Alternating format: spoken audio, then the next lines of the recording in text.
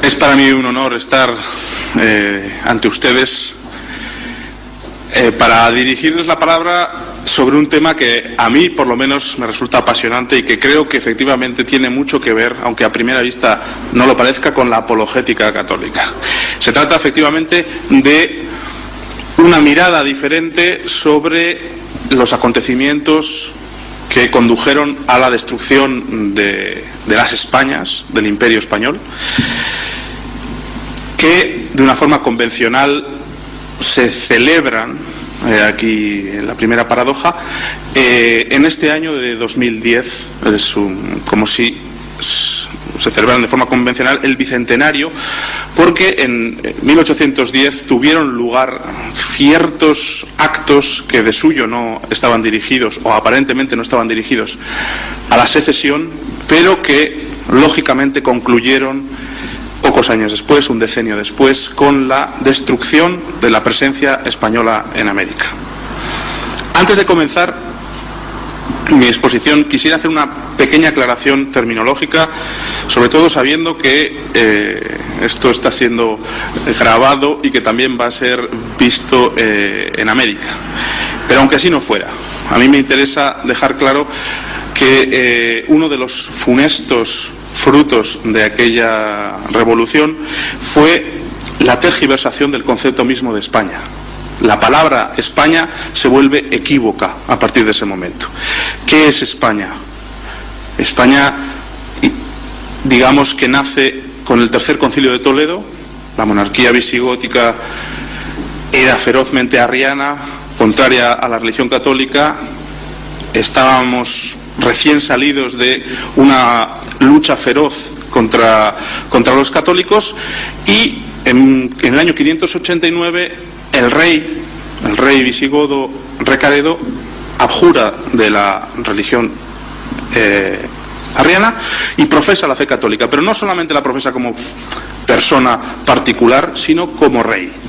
A partir de ese momento nace el ideal hispánico, que durante mucho tiempo será eso, un ideal, será las esencias de lo que va a constituir después históricamente España. Es decir, fundamentalmente la unidad católica, que en el año 589 queda sellada de forma permanente, el trono y el altar, y el respeto a las leyes viejas, por así decirlo, que todavía está de una forma muy germinal y que madurará en la monarquía de los Reyes Católicos en lo que podríamos llamar una monarquía unitaria pero federal.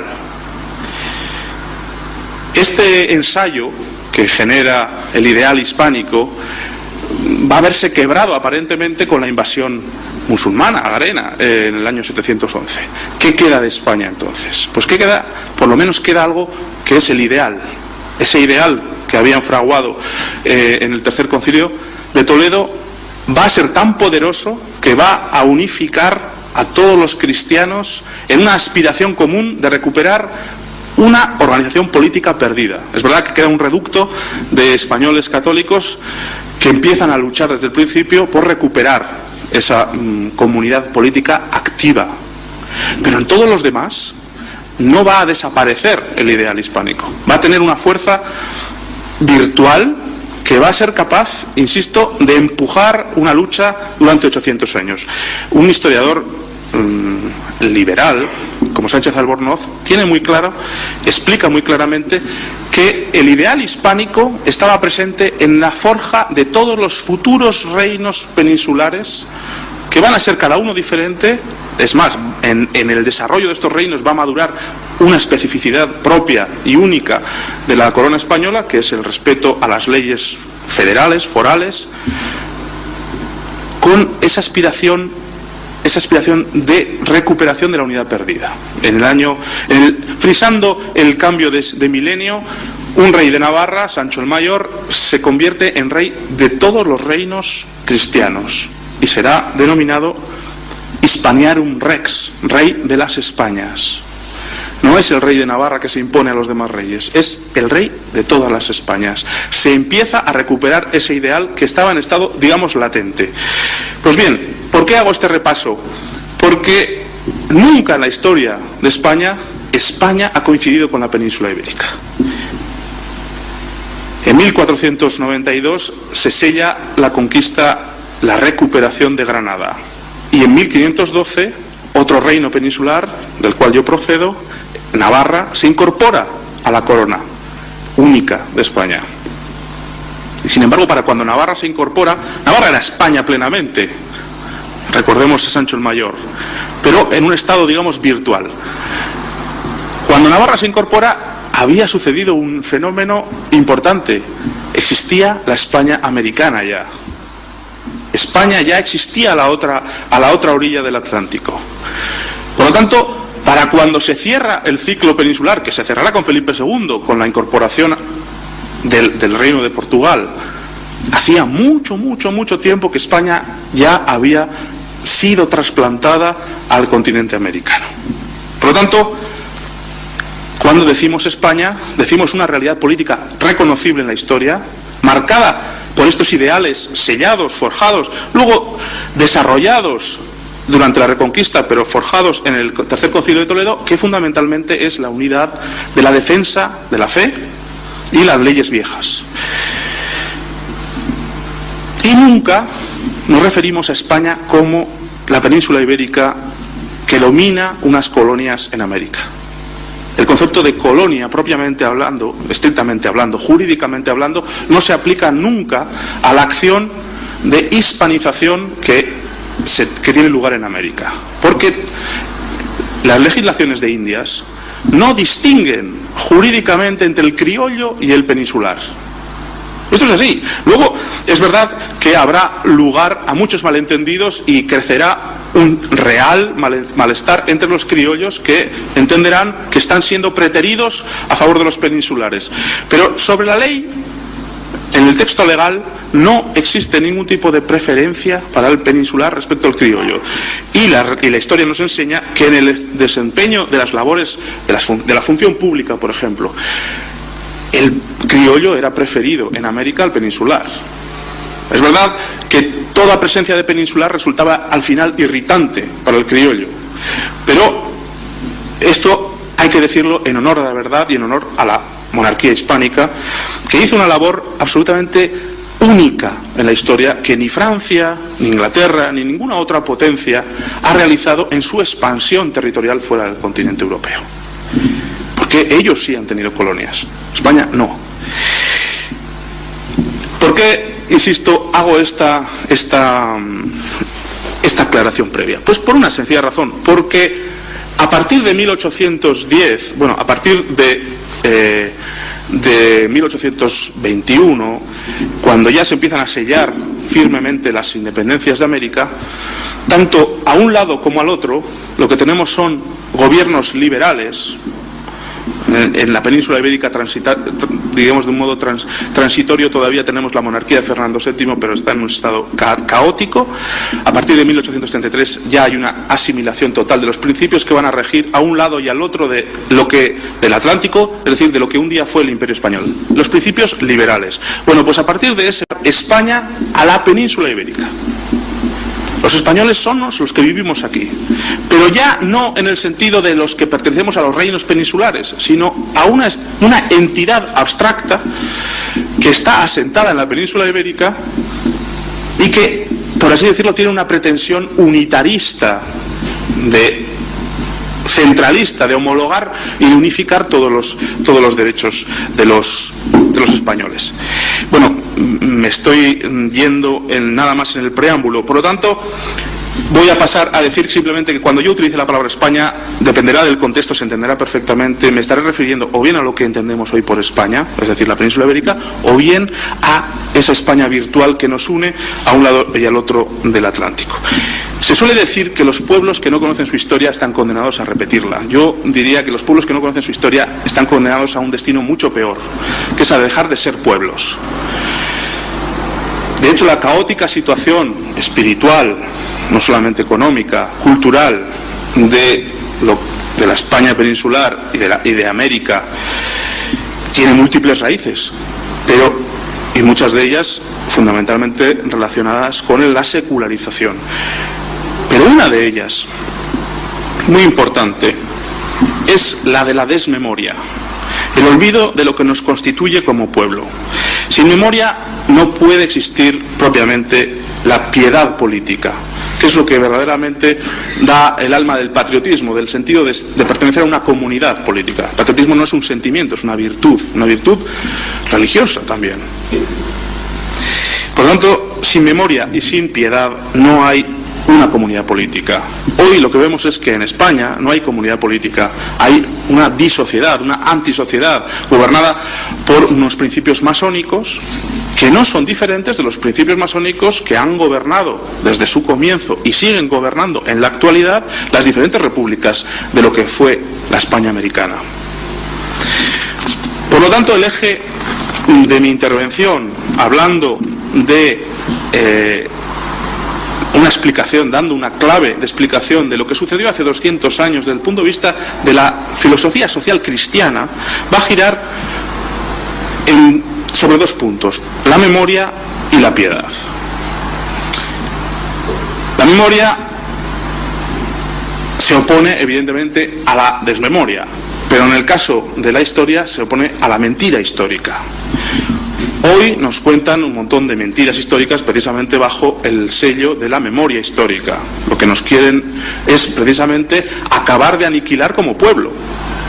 Si prosperara el intento masónico de implantar una desmemoria histórica que leyera todos los sucesos de nuestro pasado reciente y no tan reciente, en clave masónica, en clave ilustrada, en clave de negación precisamente de los constitutivos formales de lo que ha sido España, verdaderamente España ya dejaría realmente de existir.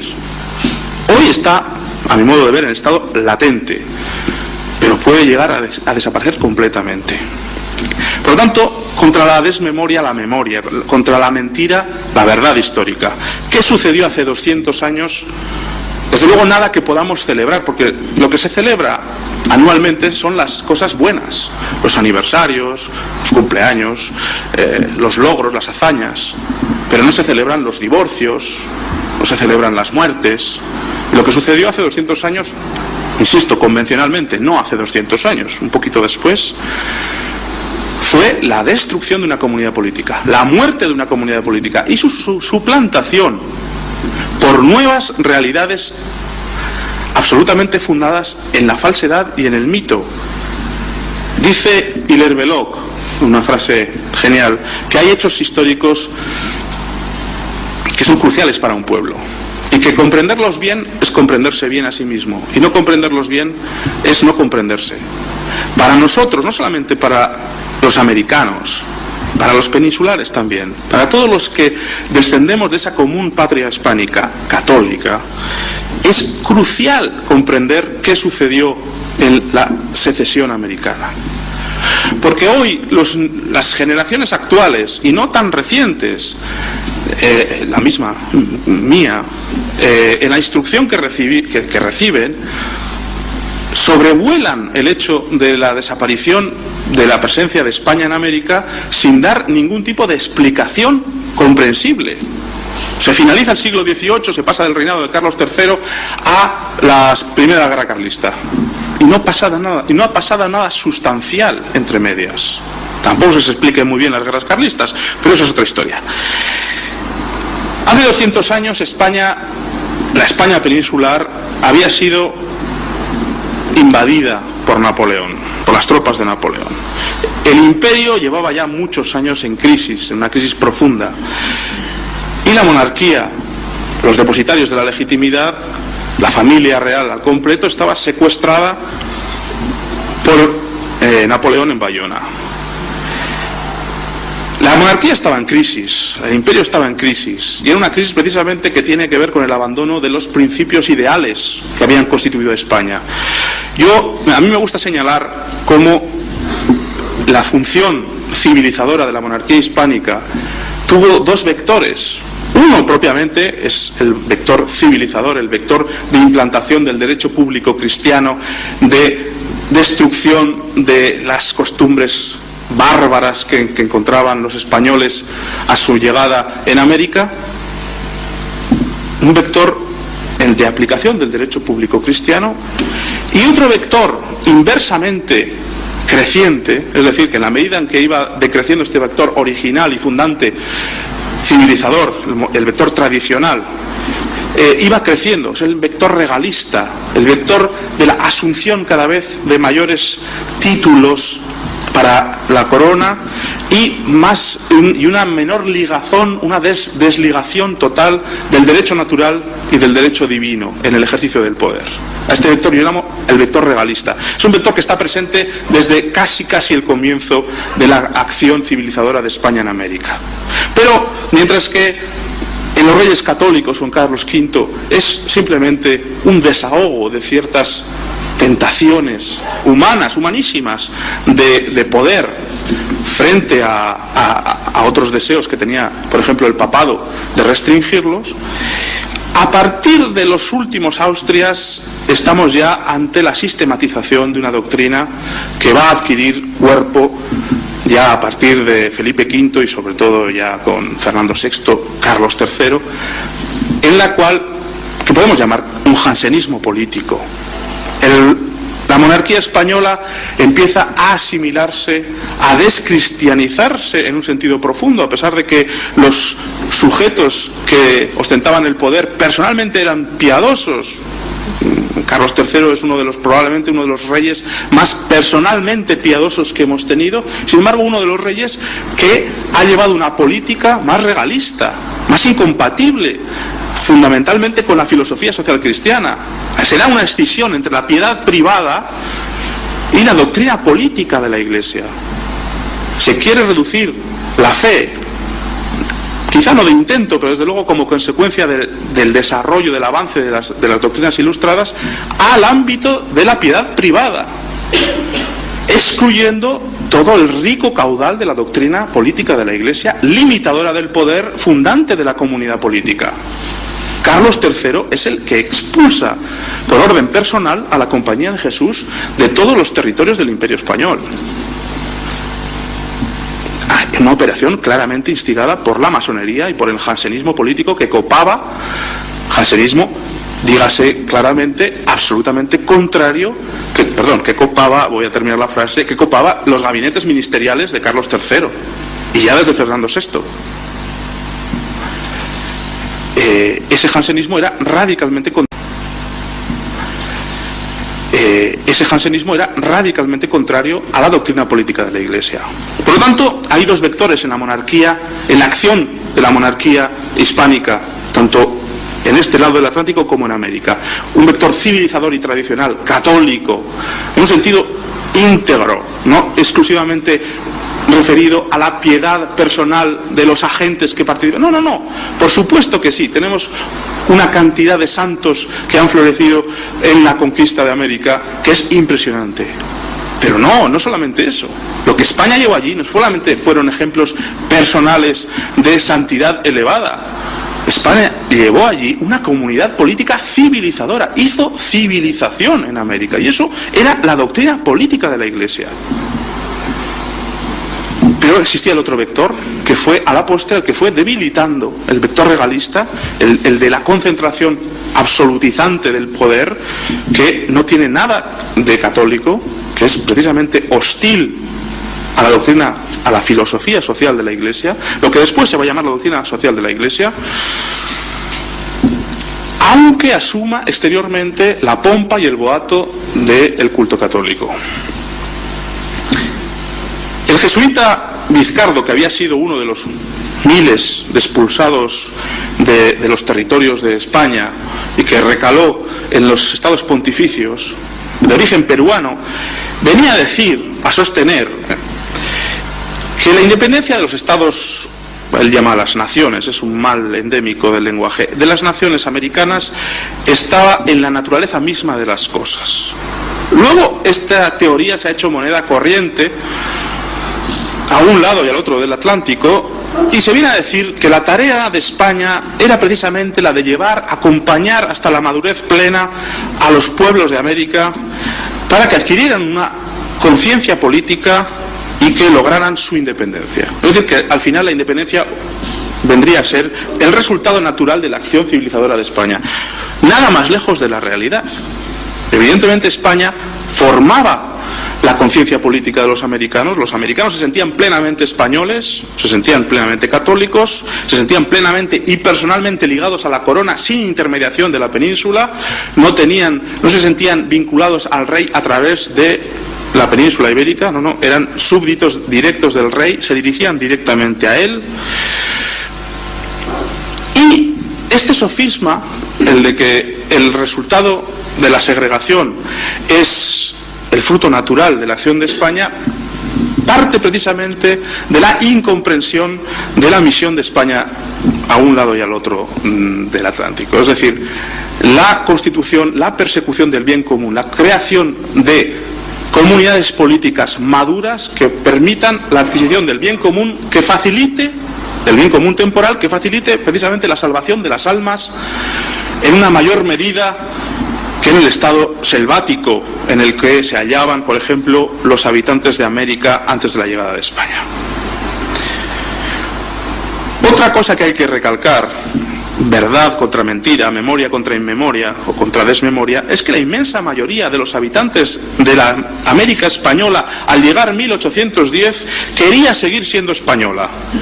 Estaba, eso sí, desconcertada por una serie de políticas, como he dicho antes, predominantemente regalistas.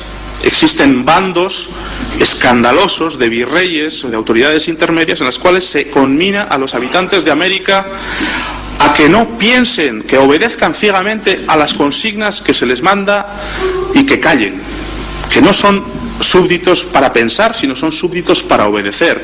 Es decir, es el destilado de esa doctrina de origen ultrapirenaico del absolutismo galicano, trasplantado a nuestra monarquía, y que convivía de mala manera con la aplicación de las viejas leyes hispánicas y católicas que nunca fueron abrogadas. En vísperas de la secesión, en 1806, fue publicada una novísima recopilación de las leyes de Indias por orden de Carlos IV, en la cual no se abroga ninguna ley. Están vigentes todas las leyes desde Isabel la Católica, pero la aplicación de esas leyes convive con disposiciones gubernativas absolutamente contradictorias, regalistas.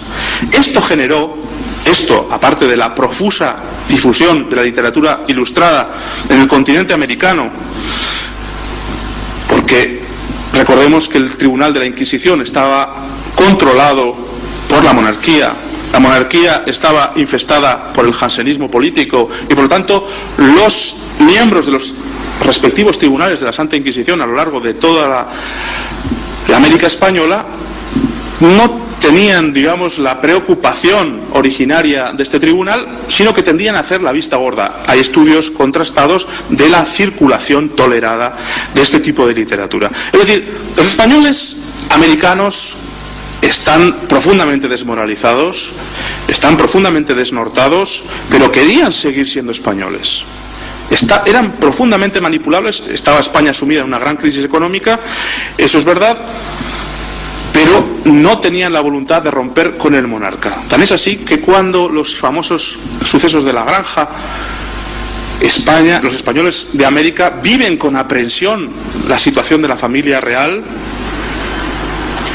Cuando Carlos IV abdica a favor de Fernando VII y las noticias llegan con 2 meses de retraso a la Nueva España, la algazara popular es total. Los cronistas de la época nos cuentan que hasta los niños llevaban retratos de Fernando VII en el sombrero, que había fiestas populares, que había verbenas para celebrar la llegada al trono del príncipe Fernando.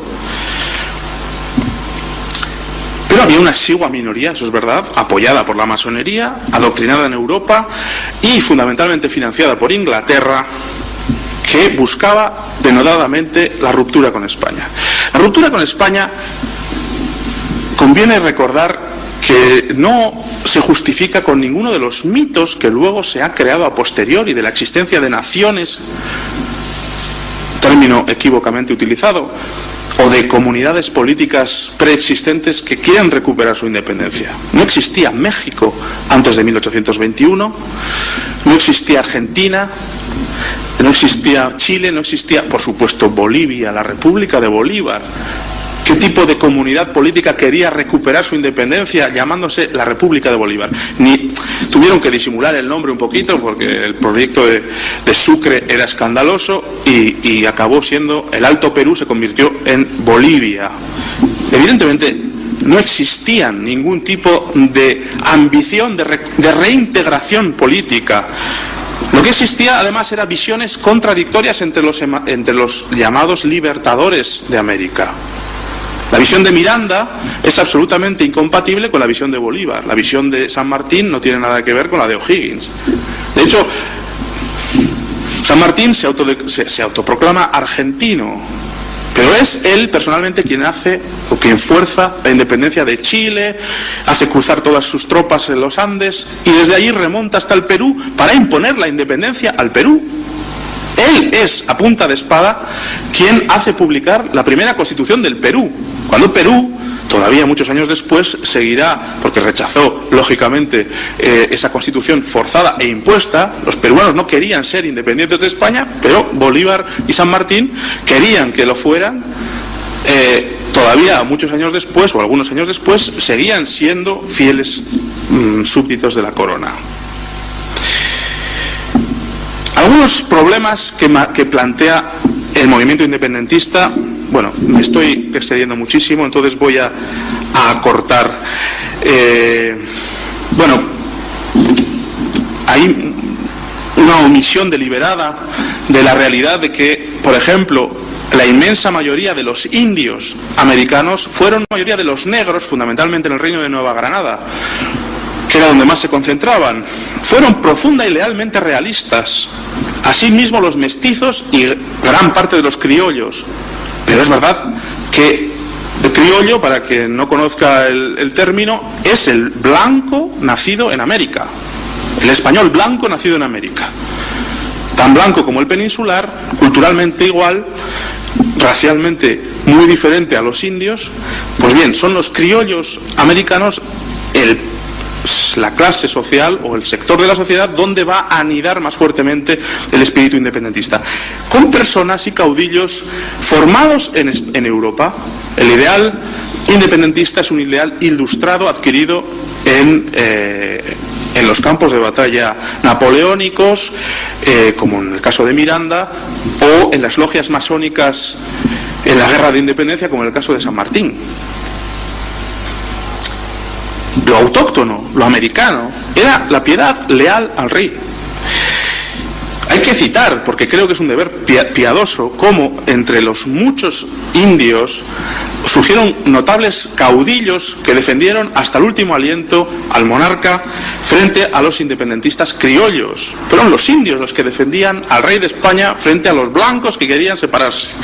Como por ejemplo Agustín Agualongo, el caudillo pastuso, indio, ligeramente mestizo, pero vamos, el 90% de su sangre india, que luchó hasta dar su vida por defender la causa de la unidad política con España. José Dionisio Cisneros, venezolano, que aún después, 10 años después de perdida la unidad con España, 10 años después de que se proclame la República de Venezuela, sigue luchando por el rey de España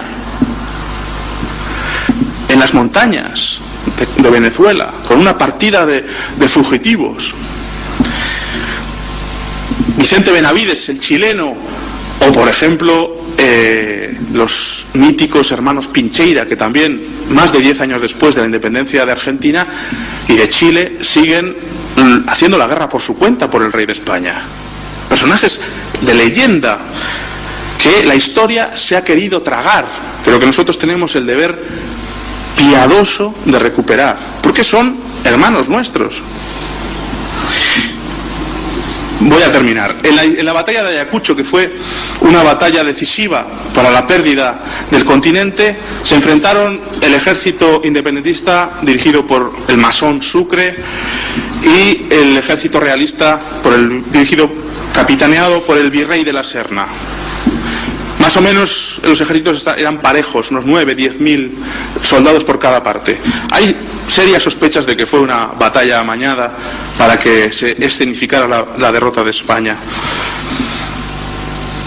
Pues bien, la composición del ejército, la composición tremendamente simbólica de esta última gran batalla del ejército realista es mayoritariamente indígena y mayoritariamente voluntario. Hay un gran componente de indios chilotes que han venido desde el sur de Chile, cuando Chile hacía ya casi 10 años que había proclamado su independencia. Y ellos siguen luchando por el rey de España en el Perú. Pues todas estas historias son la historia verdadera de América. Voy a acabar haciendo una ligera mención a la piedad. La piedad no puede existir sin la memoria. No podemos tener piedad en el sentido de la virtud política, de justicia hacia nuestros padres, hacia nuestros antepasados, de las obligaciones que tenemos hacia la comunidad política en la que hemos nacido y de la que hemos recibido todo humanamente hablando. En el caso de España es una piedad profundamente traspasada por la piedad religiosa, católica. Si nos quitan la historia, nos quitan la posibilidad de ser piadosos con nuestra comunidad política, con nuestros antepasados y por lo tanto patriotas. Me gustaría decir, aunque solamente pueda ser un apunte, que si verdaderamente todas estas cosas de las que estamos hablando tienen algún interés, es porque existe una verdad en la historia, porque existe una verdad en la política y porque existe una verdad en la moral. Lo que nos quieren convencer, primero los liberales y ahora casi todo el mundo ya, es que ni en la historia, ni en la política, ni en la moral existe una verdad. Por lo tanto, si es verdad lo que la Iglesia nos enseña, de que en estos tres ámbitos existe la verdad, es nuestra obligación para recomponer primero nuestra personalidad de hijos de una historia y después para poder contribuir a elevar, a recomponer nuestra condición de miembros de una comunidad política que debe ser fundada sobre los ideales de los que nació, es decir, la unidad católica y el respeto a las leyes viejas. Nosotros, insisto, deberemos empezar por recuperar la memoria y la piedad. Muchas gracias.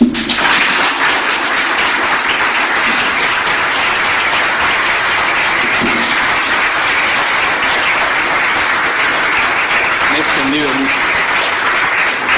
Bueno, ha sido una conferencia brevísima, lástima que hemos empezado un poco tarde, ¿verdad? Pero aún tenemos un buen rato para hacer preguntas.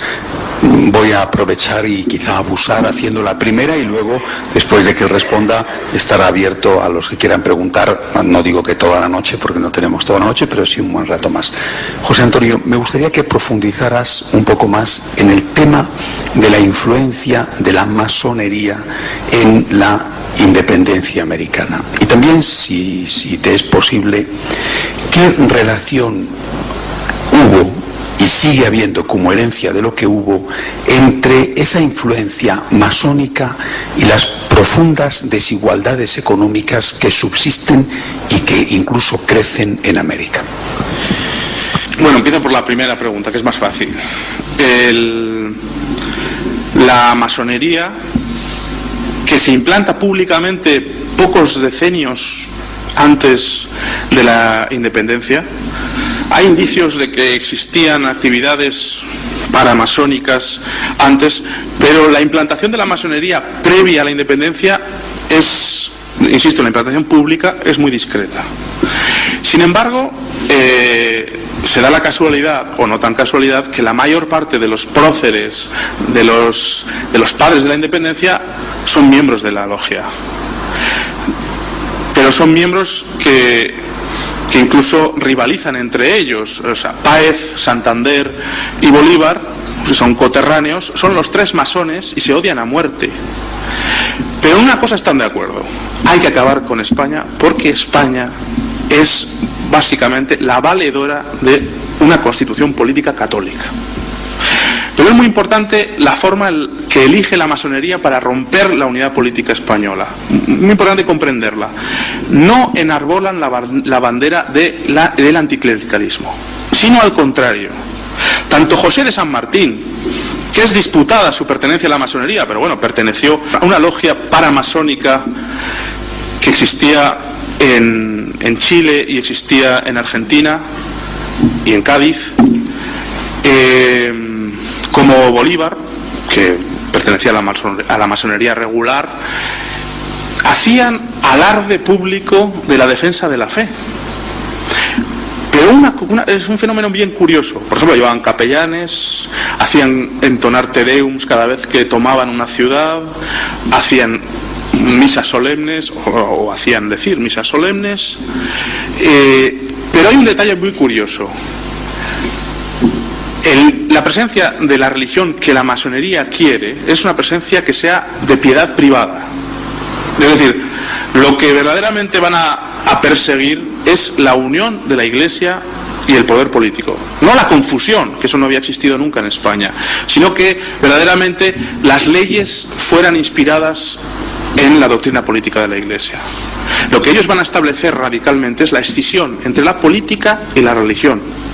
Y van a auspiciar que personalmente todos los miembros de América sean católicos. Esto tiene perfecta lógica. ¿Por qué? Porque todos los miembros de América sean católicos. Esto tiene perfecta lógica. ¿Por qué? Porque los masones, si algo no eran estúpidos. Hoy ya no está tan claro. Sabían perfectamente que la inmensa mayoría de los americanos eran católicos. Y no había manera posible de entrarles escandalizándolos. Entonces, lo que hacen es precisamente, bueno, tanto Bolívar como San Martín hacen cosas que aparentemente nos pueden parecer de una religiosidad incluso ultramontana. Por ejemplo, castigar con la pena de muerte la blasfemia en sus ejércitos. Esto no nos debe, insisto, llamar a engaño. Aparte de que en su vida privada luego no se sentían vinculados por esta doctrina que aparentemente defendían en público, lo importante para ellos era que la religión era un factor de control político. Lo importante es mucho más fácil dominar a una población religiosa que a una población libertaria o libertina, que es absolutamente indómita. Pero lo fundamental, la clave de bóveda de la política masónica en América era precisamente desconectar a la Iglesia de la legislación, del ejercicio. Vamos a ver, la legislación no como acción directa de la Iglesia, sino como influjo, inspiración de las legislaciones. De hecho, se dan fenómenos paralelos, como por ejemplo obligar por constitución a que el presidente de las repúblicas sea católico, lo cual parece una medida, insisto, ultramontana, y al mismo tiempo implantar por constitución la educación laica en toda América. Son dos fenómenos paralelos. Entonces, por supuesto, ante la pregunta, la acción de la masonería es universal.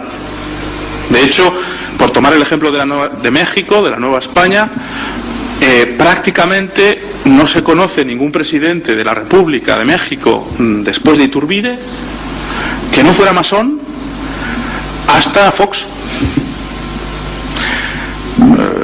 O sea, Juárez, Lerdo de Tejada, Porfirio Díaz, todos son masones. Todos son masones de una u otra obediencia. Y todos tienen distintos grados de hostilidad ante la Iglesia exteriormente. Pero en sus políticas educativas, en sus políticas legislativas, todos van a obedecer escrupulosamente el principio de secularización, de laicización de la masonería. Entonces, la respuesta para mí sintéticamente sería, la masonería tiene una presencia total en la emancipación o la independencia, tiene una presencia total en el desarrollo posterior de los gobiernos de las distintas repúblicas, y no hay que llamarse engaño. No es una masonería que exteriormente se manifieste como anticlerical, sino que sutilmente trabaja en el nivel verdaderamente profundo, por lo demás en consonancia con la masonería llamada regular o inglesa, que era la que dirigía a través de la financiación las operaciones, por ejemplo, de Miranda, de Bolívar y de San Martín. Y la segunda pregunta es más compleja porque requeriría una visión más panorámica. Pongo un ejemplo. Se suele achacar a España el maltrato de las minorías o de los indígenas, cosa que es perfectamente documentable, que al menos desde la política y de la acción de gobierno no fue así, sino fue todo lo contrario. Es decir, la morigeración de las encomiendas, los juicios de residencia a los gobernantes, a los virreyes, que se excedían, es decir, que utilizaban en su provecho sus atribuciones y no en cumplimiento de las leyes que venían de la corte. Es decir, siempre la ley estuvo de parte del indio. De hecho, nosotros conservamos, o hoy se conservan, las gramáticas de la mayor parte de las etnias de América gracias a la labor de los misioneros que se inculturizaron, que asimilaron, que aprendieron estas lenguas, las sistematizaron y gracias a eso las preservaron. Pues bien, nunca bajo el dominio de España se prohibió el uso de las lenguas indígenas. Fue un indígena en México, Benito Juárez, indígena, 100% indígena, grado 33 de la logia, quien prohibió el uso de las lenguas indígenas en México, quien quiso acabar con las comunidades indígenas de México, quien condenó absolutamente a la miseria a los indígenas y los recluyó, como siguen hoy, en reservas. Por supuesto, la difusión del liberalismo económico, sin límites, porque el ensayo del liberalismo económico en Hispanoamérica no es ya ni siquiera como el liberalismo que tuvo lugar en la península a partir de 1833, que todavía tiene algunos límites institucionales. En América existe verdaderamente la subasta de los bienes públicos a favor de los ricos. Verdaderamente se negoció desde la emancipación hasta a la actualidad, desde el poder público, controlado, insisto, siempre por la masonería, a favor de los más pudientes, traficando con los bienes del Estado, en detrimento de las clases más desfavorecidas. Entonces, el liberalismo en América no tuvo ningún tipo de restricciones institucionales. Y de hecho, lo que encontramos cuando vamos allí son unas clases adineradas, riquísimas, y unas clases pobres, miserables. Bueno, yo soy mexicano, entonces me han pedido que haga una pregunta. Bueno, es algo, me parece interesante la presentación, igual el título del libro me causa un poco de ruido, pero bueno, esto no lo voy a preguntar. Lo que sí quiero comentar es algo que cuando dice usted y ha comentado, no sé, unas 6-7 veces, afirma que para las colonias americanas o las provincias americanas, por ejemplo, o los que vivían en estas regiones de América, no querían realmente independizarse, querían seguir siendo españoles. Yo no sé, porque como mexicano nunca he escuchado yo este argumento, me parece, no sé hasta qué punto es un poco exagerado decir que querían seguir siendo españoles, porque yo pienso que desde esta postura se está pensando solo en la, no sé en qué clase de los que vivían en estas regiones. Decía usted, los indios, muchos indios querían seguir siendo y apoyando a la corona, pero yo desde la postura que he vivido y desde muchos que hemos vivido allá, esto no lo escuchamos, decimos y se escucha y se afirma y lo enseñan en la educación, es que queríamos realmente vivir como nación, vivir como gente de estas tierras. Y yo me quedaba un poco inquieto con este comentario. Querían seguir siendo españoles. Yo digo, ¿hasta qué punto y quiénes? Muchísimas gracias. Me parece una pregunta crucial. Recordemos que una de las falsedades terribles que hace la SEP es llamar traidores a los tlaxcaltecas. Cuando Cortés, con su exiguo grupo, va caminando hacia Tenochtitlán, hacia la capital del Imperio Azteca, se encuentra con muchos pueblos. Los tlaxcaltecas, dominados, vejados, humillados por los aztecas, se coaligan con Cortés y voluntariamente se hacen súbditos del rey. De hecho, todos los tlaxcaltecas, reciben el título de la corona de hidalgos. Pues bien, la historia oficial de México, hoy que reciben los niños, desde hace 200 años, es que los tlaxcaltecas son traidores a México. Oiga, ¿traidores a quién? Tlaxcala era una comunidad política independiente, diferenciada, distinta lengua, distinta religión, distinta cultura que los aztecas. Estaban en su territorio mucho antes de que llegaran los aztecas.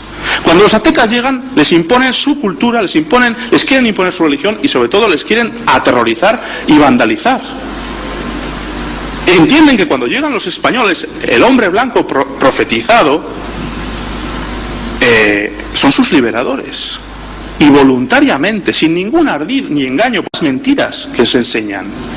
Los tlaxcaltecas nunca fueron traidores a nadie, a un México que no existiría hasta dentro de 4 siglos. Pero se quiere reconstruir una historia, porque se rompió una comunidad política sin ningún tipo de justificación. Insisto, ¿sabe usted por qué se pierde la mitad del territorio mexicano después de la independencia? Pues porque después de ejecutar a Iturbide, la República proclama inmediatamente una ley contra los gachupines. Es decir, gachupines somos los peninsulares que vivimos en México, que estamos en México. Es un término despectivo, lógicamente. No más despectivo que sudaca, ¿eh? Vamos a equilibrar la cosa. Pero una vez asesinado, fusilado Iturbide por aquellos a quien él había liberado, así se escribe la historia, lo primero que se hace es: no queremos gachupines aquí, fuera de aquí. ¿Dónde había muchos gachupines? Al norte de Río Grande, todos fuera. ¿Qué hacemos? Se queda despoblado el territorio. Vamos a hacer una ley para que vengan todo tipo de colonos menos gachupines. ¿Quiénes son los que vienen? Los que están más cerca. Los gringos se asientan, primero la guerra de Texas y luego la guerra de los Estados Unidos. Con consecuencia, en 20 años, la pérdida de más de 2 millones de kilómetros cuadrados de territorio de México. Esta es la historia de México. Es decir, esto no lo cuenta la SEP. Y esto se puede encontrar en los libros que escribieron los mexicanos durante el tiempo de la independencia y después del tiempo de la independencia. Esto no son fuentes europeas, esto son fuentes de mexicanos que lo cuentan. Como Alamán, que es un historiador liberal y mexicano, pero que no puede negar la realidad de los hechos. Cuando López Cancelada escribe la historia verdadera de los sucesos que tuvieron lugar en 1810 en Nuevo México, ojo, López Cancelada era un gachupín, pero hasta los historiadores mexicanos liberales, defensores de la independencia, no pueden negar que López Cancelada, que llevaba 30 años viviendo en México, conocía a los entresijos de México mejor que cualquier mexicano y que los refleja fielmente. Bueno, pues él explica los sucesos que condujeron a la independencia de América y demuestra cómo las masas celebraron, insisto, con dolor y con duelo el motín de Aranjuez. Con algazara festiva se mandaron fundir joyas especialmente para las verbenas públicas en todo lo que era Nueva España, para celebrar el acceso de Fernando VII al trono. Cuando los franceses invaden la península, los mexicanos acudían a los puertos, a Veracruz, esperando la llegada de los navíos españoles para conocer las historias. ¿Qué está pasando? La Junta, el Cabildo Abierto que se proclama en 1810 en México, en Ciudad de México, se proclama en nombre de su Majestad Católica don Fernando VII. Por cierto, igual que el Cabildo que se proclama en 1810 en Buenos Aires, en Caracas o en Bogotá. Es decir, lo que se celebra hoy, esto es el absurdo de la historia de la independencia, que estamos celebrando el bicentenario del grito de Dolores, que fue "Viva la Virgen de Guadalupe" y "Viva Fernando VII". ¿Por qué gritó esto Hidalgo? Porque sabía que el pueblo, esta es la mejor prueba de que el pueblo era partidario de la corona. Pero no es el único, estamos en el norte, estamos en México, pero vamos a Caracas, vamos a Bogotá y vamos más al sur, vamos a Buenos Aires. Todos los cabildos, todas las juntas que se convocan en el año 1810 y que luego van idealmente a desembocar en la independencia, se convocan al grito de ¡viva Fernando VII y abajo el mal gobierno! Por lo tanto, yo sé que esto choca mucho. Yo cuando llego a México están a punto de aplicarme siempre el artículo 33 de la Constitución, que es el que manda deportar a cualquier extranjero que critique la soberanía o algún aspecto de política mexicana. Claro, yo llego allí y digo, esto es España. Pero, ojo, no es más España que la península, y es tampoco España como la península. Porque desde 1833 aquí existe un perfecto reflejo de lo que sucedió en América, es decir, la destrucción de una comunidad política basada en la unidad católica y en el respeto a las leyes forales, es decir, una monarquía federal, la más humana de las comunidades políticas que ha existido, basada en el liberalismo doctrinario más rancio que se aplica, insisto, a este lado y a aquel del Atlántico, con los mismísimos resultados, pronunciamientos de los espadones liberales de una u otra tendencia, a un lado y al otro, absolutamente borrachera de constituciones, a un lado y al otro, guerras intestinas, guerras civiles entre hermanos. Usted conoce la guerra del Pacífico. Pues no era una cosa tan ideal la independencia. La guerra más sangrienta que ha conocido América, probablemente la guerra entre Perú, Chile y Bolivia, donde hermanos iban a degollarse. ¿Pero esto qué es? ¿No se habían respetado los principios por los cuales se regía la independencia? ¿Por qué Bolivia, el Alto Perú, no es Perú? ¿O no es Argentina? Porque en un determinado momento dependía del Virreinato de La Plata. Por ambiciones personales. ¿Por qué Ecuador es un país independiente? Bueno, insisto, la cosa es mucho más compleja, y yo insisto, yo comprendo que la pasión inculcada por una deformación inducida por los gobiernos masónicos hace que nos sintamos mucho más lejos los americanos y los peninsulares de lo que en realidad estamos.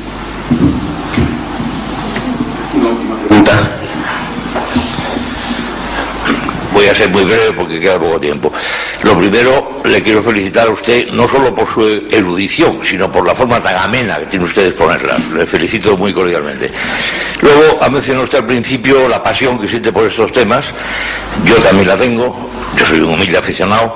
Ha mencionado usted dónde estaba España cuando surgió la independencia, y esto me ha hecho recordar una anécdota muy breve que les voy a contar, de Bogotá. Yo estaba, la primera vez que llegué a Bogotá, al salir en el aeropuerto, le entregué mi pasaporte al policía, claro. El policía era de claros rasgos indios. Miró el pasaporte, me miró a mí, una cara muy seria, y me dice, usted no sabe dónde está España. Me quedé un poco, no sabía qué decirle, y se me adelantó y me dijo, España está en el corazón de todo indio bien nacido. Salió el pasaporte y me lo dio.